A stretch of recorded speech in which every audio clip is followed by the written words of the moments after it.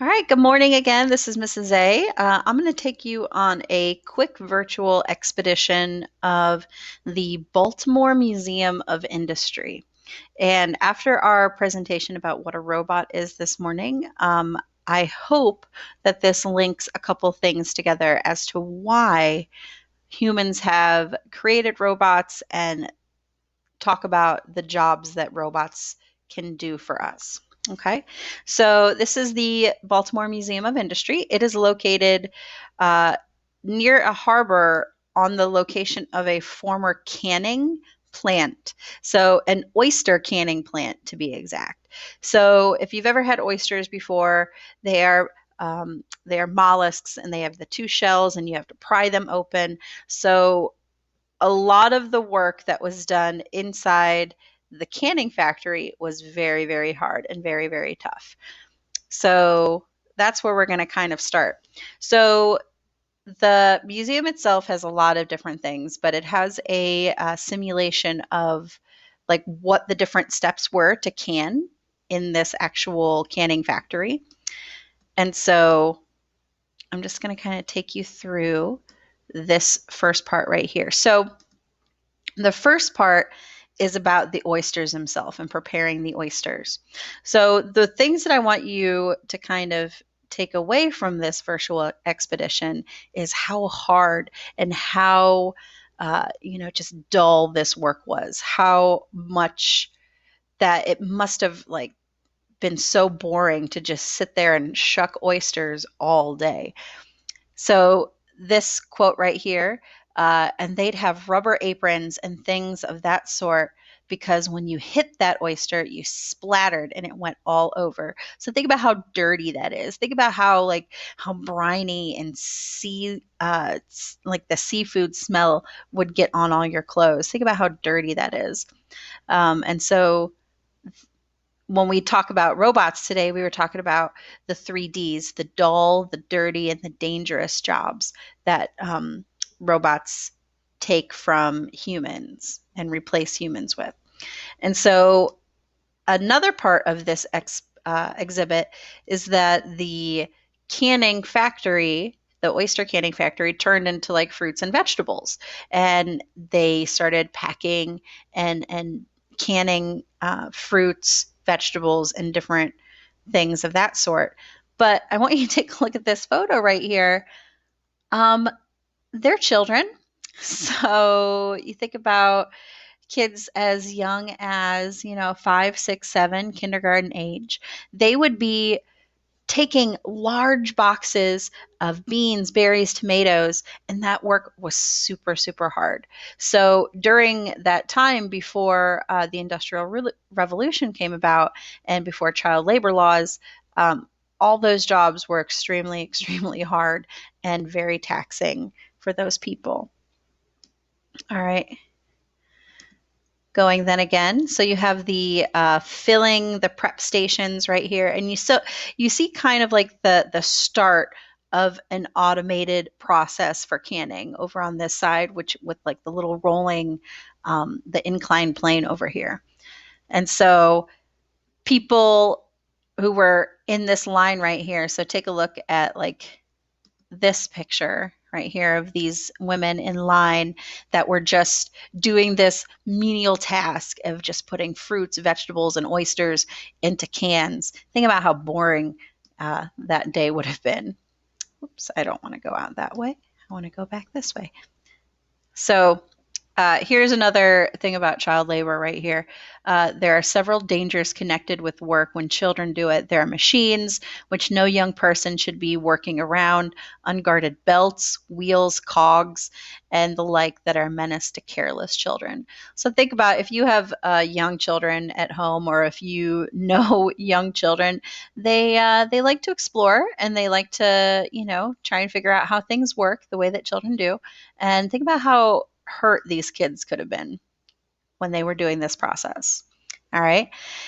And so the cooking and the sanitizing process of these cans was also extremely hard work. You see these large pallets of cans that were extremely heavy, and you would put them in these large baths of hot water, and you would cook these uh, vegetables and oysters and things in the can. And think about how dangerous that would be, especially if you are working in close quarters with these cans, and especially since it's metal and metal conducts heat, and it would be really, really dangerous. So that's another reason why people in the robotics field would definitely say that it increases safety amongst their workers. Okay. And then also with like the trivial tasks of labeling, you know, think about labeling cans and taking off a sticker or taking off a piece of paper and wrapping it around this whole entire stack of cans. How ridiculously boring is that? And how much time is spent and how boring that is. Okay. Same thing here with this line of people boxing up these cans. Think about nowadays, we have a whole factory of automated um, robots and assembly lines that can actually put cans inside the boxes, close those boxes, and then, send it on its way. So that's a good thing. We can talk a little bit about like the ethics of taking jobs away from people at a different time as well. But that's something also to think about. And then the last thing that I wanted to point out, which is like the dangerous job. Take a look at this poster right here. Sore hands and cut fingers, sometimes unswathed, sometimes wrapped in perilously dirty rags were common sights. So obviously, it was a dangerous job of putting the cans into the containers and just unsanitary. So think about how our life has changed from the introduction of just automated robotic techniques that have been put into place in factories. Think about all the different, diseases and illnesses that were probably from people who had dirty rags and dirty hands on them, canning up your food. So that's not something that I really enjoy thinking about.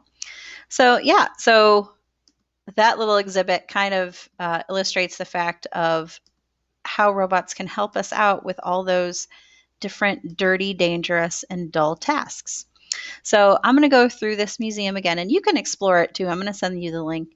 But the last thing I want to point out before I go is they have a big museum floor. Sorry, it's a little choppy because, it's just how it's set up. Is this guy right here. This is a robotic arm. So when we talked about all the different parts today of a robot, and we took a look at like one of the first industrial robots. This obviously is not one of the first ones. This is an iteration about 30 years later. Um, you can see the actual arm, the actuator, so the action. And then remember we were talking about the end effectors right here. We were talking about like the different things that grab and hold on to different things. And actually, I think I can measure. So in this, I can measure it. And so let's see how long this piece right here is. So from there to there is 13 feet 3 inches. Okay. Check. And then from here, oops. So let's do, actually, while we're here, let's take a look at it a little bit up close. So you see a little bit more of the end effector that's on here, the gripping mechanism, the arm itself. It looks like it's a hydraulic robot of sorts. It has these different pistons that would kind of extend and retract the different parts of this robotic arm. And it's a windshield robotic arm that would install a windshield on let me see if I can get a little bit closer to it. windshield installation process robot used on Chevy Astro and GMC Safari vans. So this robot would be used to install windshields. So it needs to be quite precise and really quite gentle, honestly, to make sure that it doesn't, um, destroy those windshields. So take a look really closely at this end actuator, or I keep saying end actuator, it's the end effector of this robotic arm.